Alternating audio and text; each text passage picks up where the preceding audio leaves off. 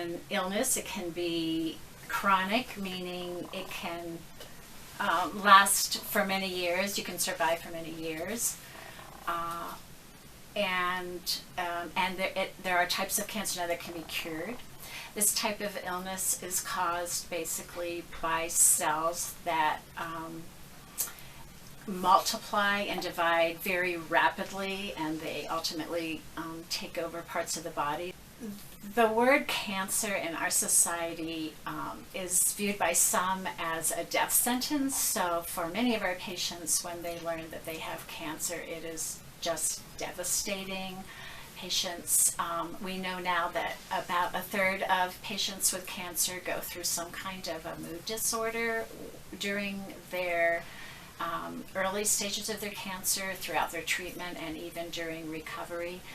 Well, I wasn't that surprised, honestly. My grandmother had cancer, and I'm very much like my grandmother in lots of ways, and so I have been doing self-checks. I had breast cancer, and so I've been doing self-checks ever since I was a teenager, and I felt something, and so I went into the doctor to get it checked out, and so I wasn't surprised it was cancer, but I was devastated.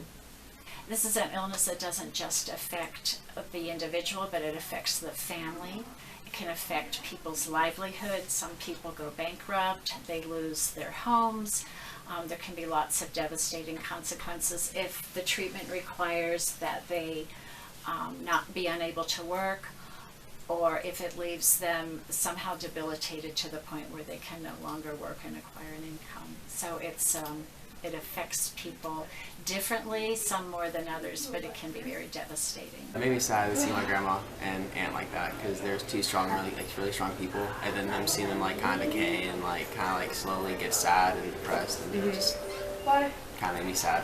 They had cancer, then they passed it, and then my grandma and aunt got it again, but my aunt passed away from the cancer. So my mom had colon cancer back in 2014. I was about 11 or 12, but I do remember going to San Francisco to see her in the hospital, and I remember she lost a lot of weight. It was a very unhealthy weight, but it wasn't something she could control because of the chemo and stuff, and she didn't lose all of her hair, but it did get very thin to the point where she did have to cut a lot of it off. And it was interesting for me as a young child to see that going on, because it's somebody I've known for my whole life as one person, and seeing that affect her was a bit harder, and just something that was a bit harder to process as a young child. Even throughout the chemo process, she held it together very well. She went to work every day, except for the days where she had to get the chemo, but she still was at work every day, and there were even some points where her boss had to tell her, just, you look exhausted, just go home, it's fine. Because my mom, she wanted something to do, and she wanted to continue going to work. But it's just interesting how something so horrible happening to a person she just kept going, and it was really empowering. I had my biopsy in May, but the actual diagnosis came back on June 22nd of 2017. And then I was able to start treatment in July, and it took about a year before my doctor took me out of active treatment. So my doctor also said he will never declare me cancer-free. He will only declare me NED, no evidence of disease. And so that was in summer of 2018. A lot of cancer patients find it very difficult to ask for help. And one of the best ways that one can be supportive is to ask the person who has cancer, how can I help you? Is there something I can do to help you? That's one of the challenges when I meet with patients individually. That's one thing that they tell me is so difficult for them, is to ask for help. With the chemo, her taste buds were really messed up, so we would get her the things that tasted good to her, the foods that that made her feel good, and just sort of were there for her. We didn't make her do a lot of work. We did all the dishes and all the cooking and everything, so that she could just relax and fight through it. So I was just trying to be there as much as I can, call them and text them, and always checking on them, and try to visit them as much as I can, because you never know if it's the last time you're going to see them. And then I was diagnosed with melanoma in March of 2019. So again, a reason to not be cancer-free, but no evidence of current disease. My son, Robert, has cancer. How I found out was it was the day after Christmas, 2018, and I was actually sitting at my desk doing some work, and his girlfriend at the time called me, told me that he was on the way to the emergency room with a bad headache, vomiting, just didn't seem right, memory problems, and one of his army buddies from his army unit was taking him to the emergency room off base. She contacted me hours later and told me that they did a CT scan of his head, and they did not like what they saw on the scan, so they were going to take ambulance him to what they call upstate New York hospital, where they have more technology and better diagnostic tools. So of course that freaked me out, but I told her keep me posted. So he got up there, they did the MRIs, and she said the doctors were pretty confident that it was cancer. So of course, next flight out, went up there thinking, okay, well maybe not. Went up there, thought I'd be home in a week, and I ended up there for 9 months until his army unit finally sent him back home. He was always full of life, never worried about anything, just took everything as it came.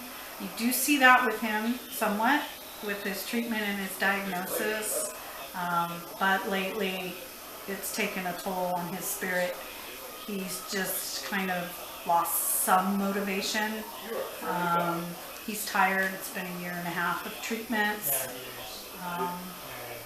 but I think all in all, he's doing okay. What was your first reaction to your diagnosis? Kind of scary at first. Then all of a sudden it came by, and now I'm uniform. Now I'm Used to it? yeah used to it. How did it affect your day-to-day life? Oh, way different. Way different. Went from being active Yeah, being active on the and go, outgoing all the time. and now Nowadays, kind of clouded. sleepy. Yes, sleepy and yeah. What are some of the things that you're doing to help yourself or make yourself feel better, like every day? Just kind of work on my You walk. my walk. I get on little walks. Speech therapy. Fun. And some food. Favorite foods. Yeah. And yeah, that's about it. To make him feel better, just positive outlook. No matter how I feel, it's not about me, it's about Robert. And I try to find things every day that he likes to do, whether it be a favorite football game on TV to remind him is on so he can get lost in that, favorite restaurant. Try to not talk about the medical all the time because that brings him down. Talk about things that he's interested in, things that make him smile, to pass the day. And that seems to help the most. Also making sure that he's surrounded by friends and family and has all those contacts so that he's not just sitting and dwelling on what's going on. When I didn't have to get treatment for breast cancer anymore, it was a huge relief. Knowing that my body could finally heal from the chemo. I didn't feel bad before I had cancer. I didn't feel sick. I didn't feel, I wasn't sick. And then it was all the treatment that made me sick. And so knowing that I wasn't going to have treatment anymore and that I could just kind of return to my life was such a blessing, just relief and motivation to make sure I'm doing everything I can to not have it, happen again.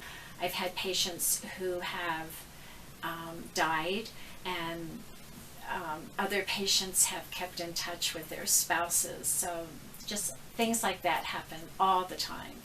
and are just provide a lot of joy. Maybe it's bittersweet because somebody has died, but the way that the other patients come together and support each other is such a blessing to see that. I see that every day. It changes your perspective. The things that were important before are no longer important. What's important is family and home and making the best of every day no matter what, and not looking too far forward. That's the one thing that I've learned is don't worry about a week from now or this medical test or that medical test. Take care of today, enjoy today. Today's a good day, enjoy it. Be grateful for it, be thankful for it, because you don't know what's going to happen tomorrow. How I feel when I look back at my treatment and going through all of that cancer is actually extremely blessed, and I know that sounds really odd, but my village came around me and I didn't realize how big it was, and so it really showed me how much I'm loved and valued, and how much it's worth sticking around for and getting better for. And now I can do that for other people too, now that I'm a survivor.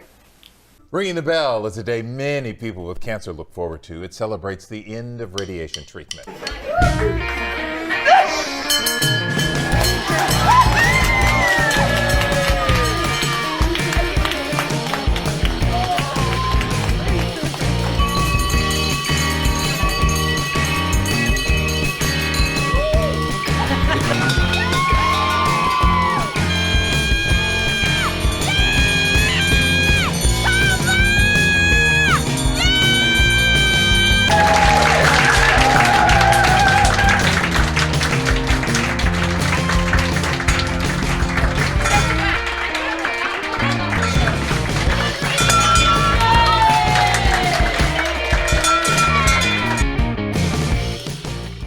Hey guys, thanks for watching our video. We hope this made you more aware of what cancer patients go through and how everybody around them experiences the same difficulties. We are having a donation contest. Whichever English teacher raises the most money in their donation boxes at the end of the month will receive a pizza party for all of their English classes.